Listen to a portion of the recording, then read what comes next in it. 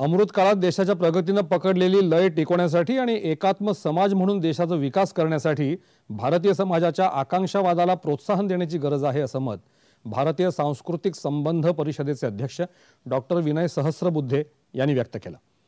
भारतीय सामाजिक विज्ञान संशोधन परिषदेच्या वतीने पुण्यातल्या फर्ग्युसन महाविद्यालयात अमृत काळाच्या उंबरठ्यावर आकांक्षावान भारत या विषयावर डॉक्टर सहस्रबुद्धे यांचं व्याख्यान आयोजित करण्यात आलं होतं।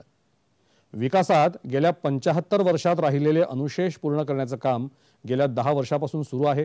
आपण आपल्या मूळ अस्मितेकडे वळत आहोत। स्वदेश स्वभाषेबद्दल प्रकर्षाने जाणीव, ब्रिटिश धार्जिणी पराभूत मानसिकता दूर करणं, लोकशाही बळकट करणं, राजकीय व्यवस्थेबद्दल विश्वास निर्माण करणं, संकल्पनांमध्ये बदल, तरुणांमध्ये उद्योजकता वाढ या गोष्टी घडल्या आहेत। पंतप्रधान नरेंद्र मोदी यांच्या संकल्पनेतून विकास ही लोक चळवळ होत असून आपला प्रवास आत्मनिर्भरतेच्या दिशेने सुरू आहे असंही सहस्रबुद्धे म्हणाले।